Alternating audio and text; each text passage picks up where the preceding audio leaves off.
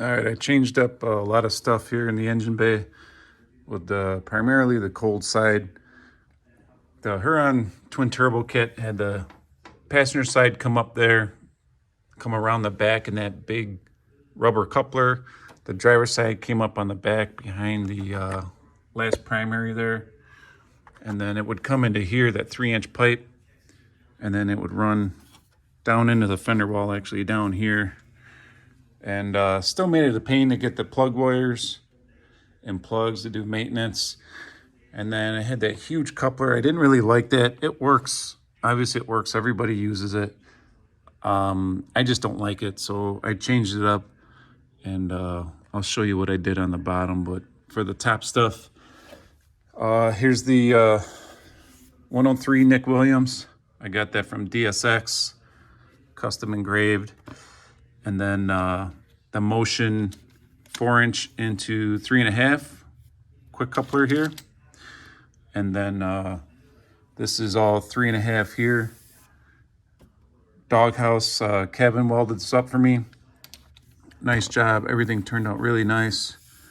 On this part here, I got my port here for the boost controller, MAF here. And I have my 3 meth nozzles spread across the diameter of the pipe there.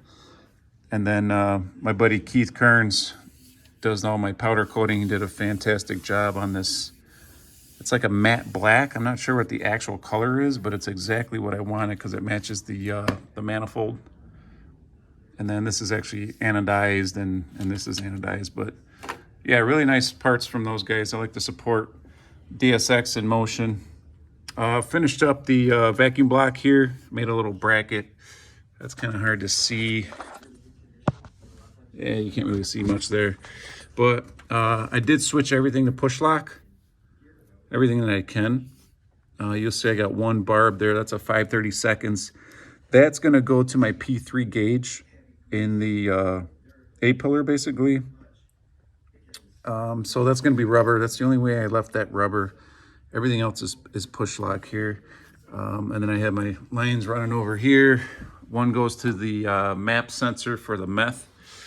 The other one comes around the front into the blow-off valve, and all that push lock. Turned out nice. But yeah, real happy with the cold side now. Opened up the engine bay. Much easier to maintenance.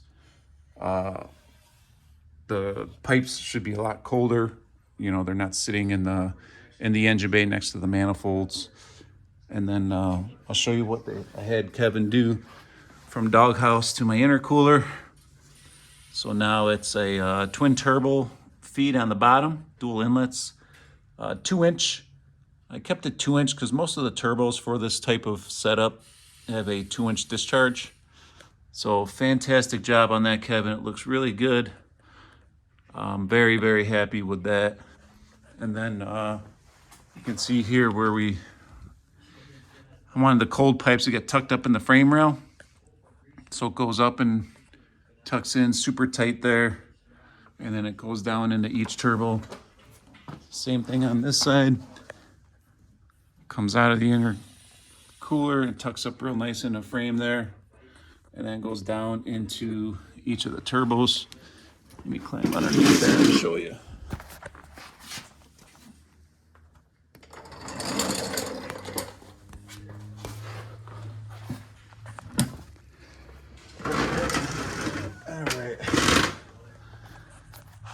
So here's the driver's side turbo.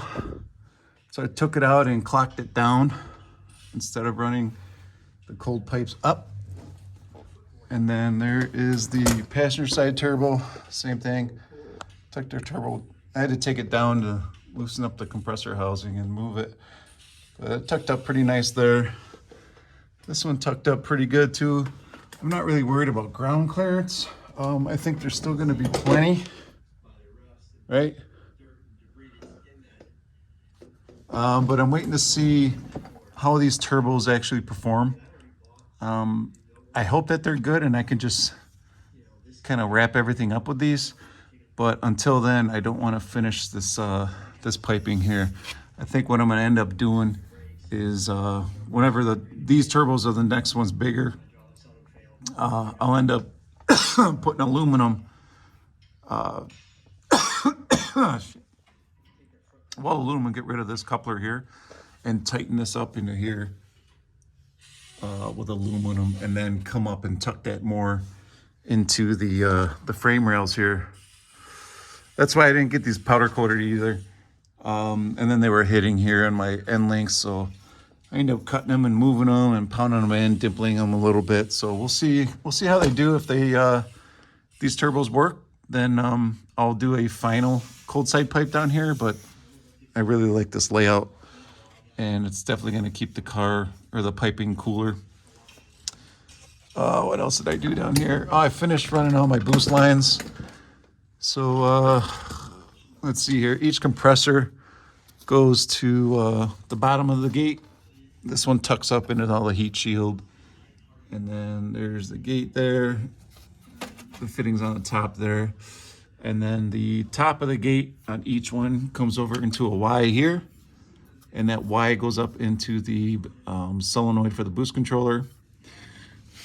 And then this one here, the compressor side feeds the bottom of the gate, which is this hose here.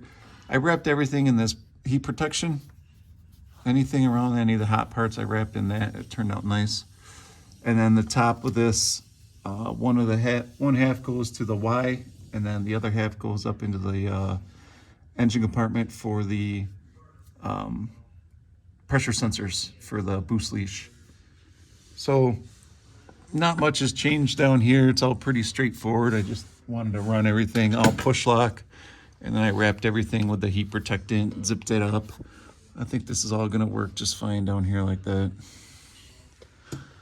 All right, here's the solenoids for the boost controller.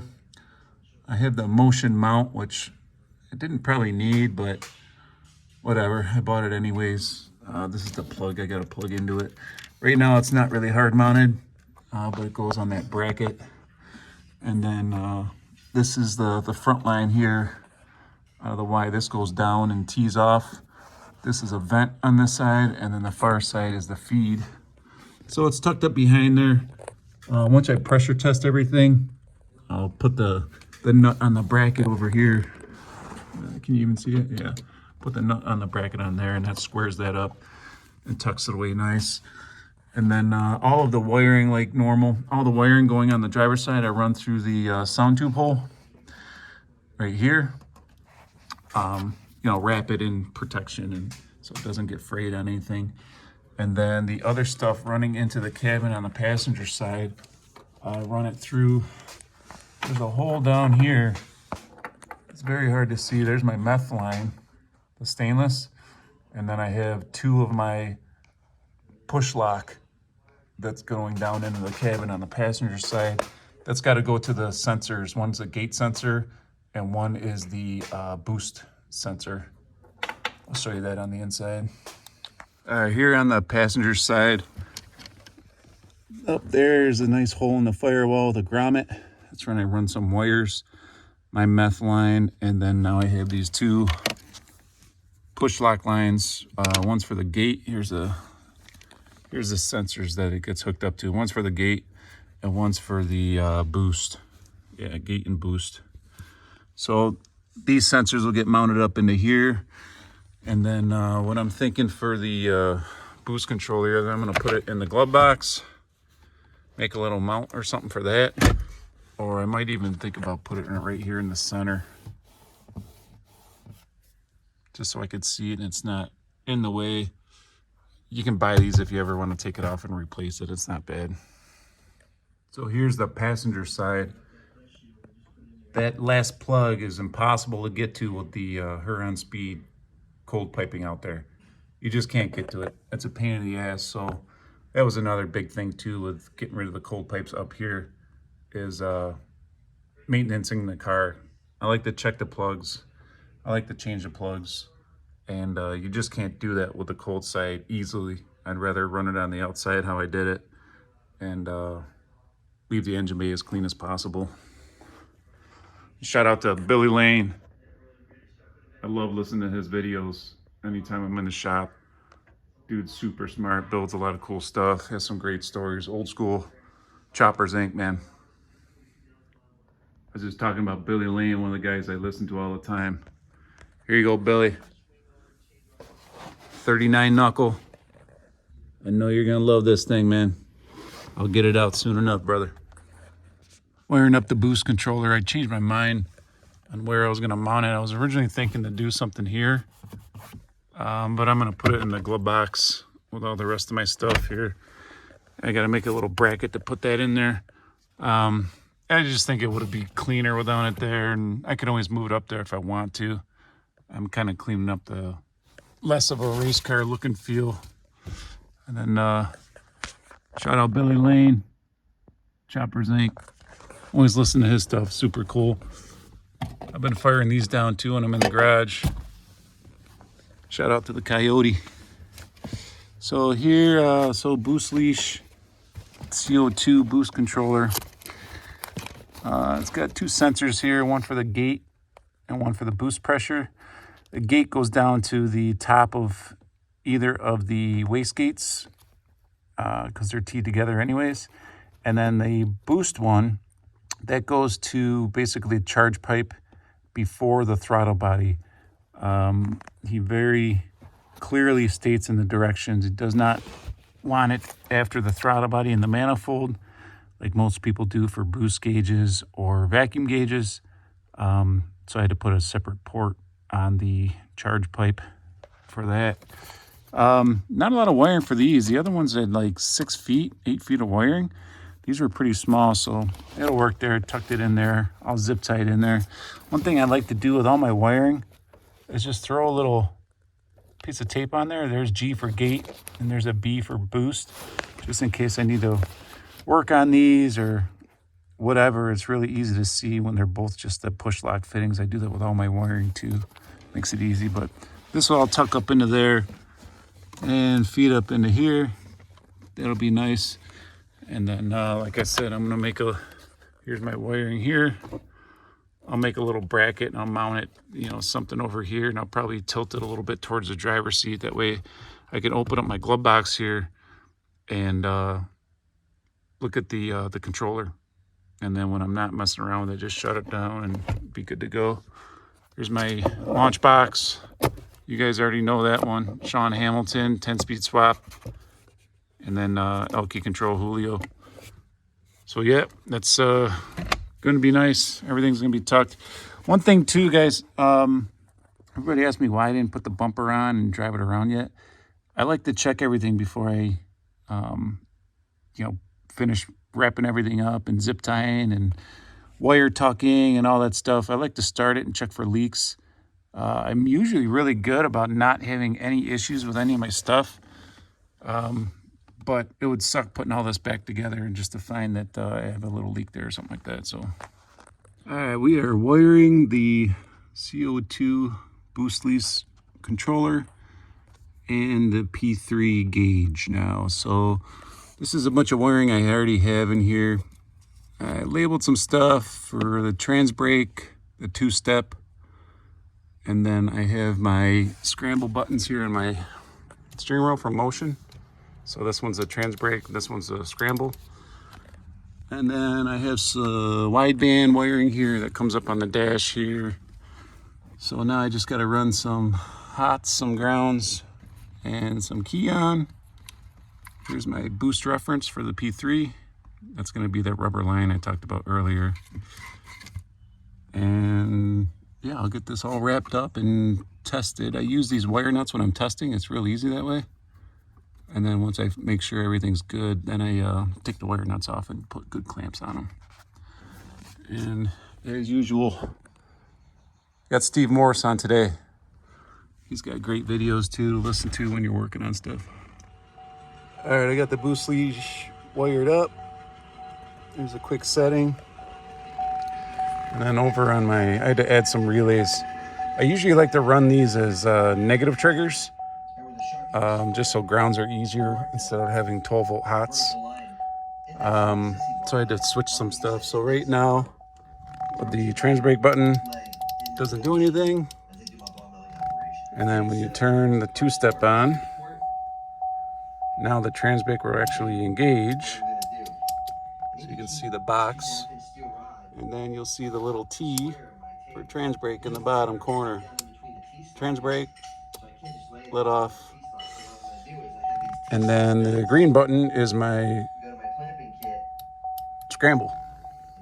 So now on the bottom, scramble S.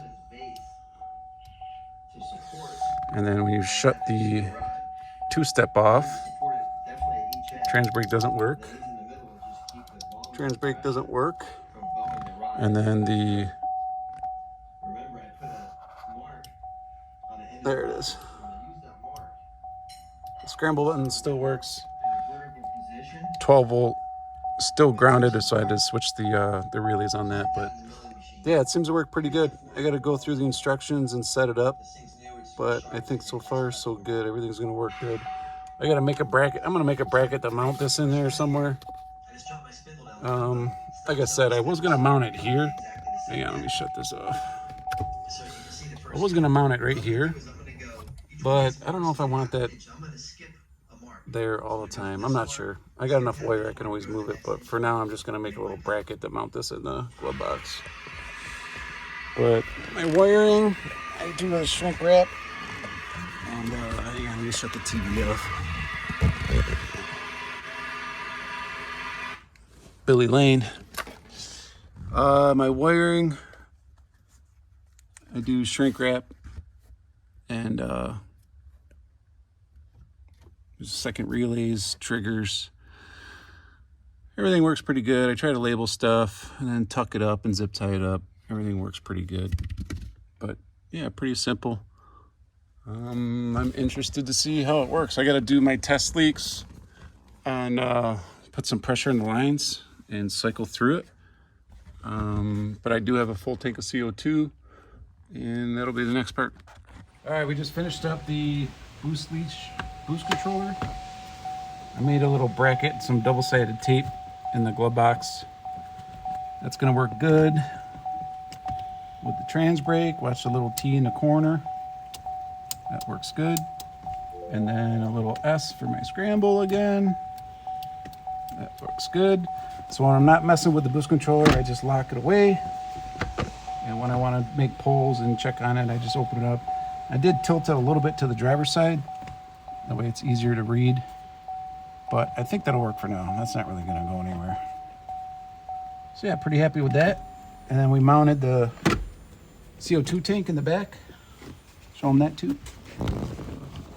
Let me tip this forward a little bit. Safety first, that shouldn't go anywhere. Looks good.